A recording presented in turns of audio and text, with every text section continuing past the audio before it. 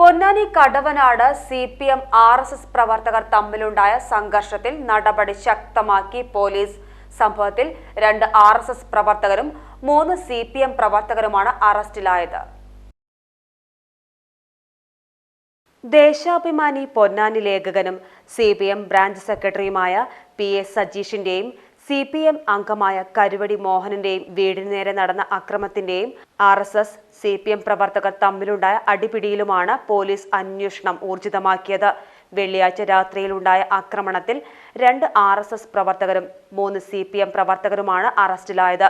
വീട് കയറി ആക്രമിച്ച സംഭവത്തിൽ പള്ളപ്രം കളരിക്കൽ 27 വയസ്സുകാരൻ ഗോകുൽ, കടവനാട് പള്ളിക്കര 32 വയസ്സുകാരൻ നിഖിൽ എന്നിവരും RSS നേതാവ് രാജീവിനെ ആക്രമിച്ച കേസിൽ CPM പ്രവർത്തകരായ കടവനാട് തൃക്കണാശ്ശേരി 24 വയസ്സുകാരൻ ജിജിൻദാസ്, കരുവാട് 25 വയസ്സുകാരൻ വിഷ്ണുദാസ്, 26 വയസ്സുകാരൻ ഉല്ലാസ് എന്നിവരുമാണ് അറസ്റ്റിലായിരുന്നത്. ഞായറാഴ്ച 3 പേരെ കസ്റ്റഡിയിലെടുത്ത് പൊന്നാനി പോലീസ് ചോദ്യം ചെയ്തെങ്കിലും ഇവർക്ക് അക്രമവുമായി ബന്ധമില്ലെന്ന് കണ്ടെത്തി വെറുതെ വിടുകയും ചെയ്തു.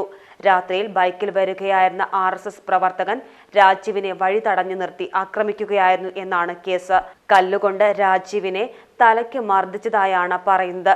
ഇതേ തുടർന്നാണ് RSS പ്രവർത്തകർ CPM പ്രവർത്തകരുടെ വീടും വാഹനങ്ങളും അടിച്ചു തകർത്തത്.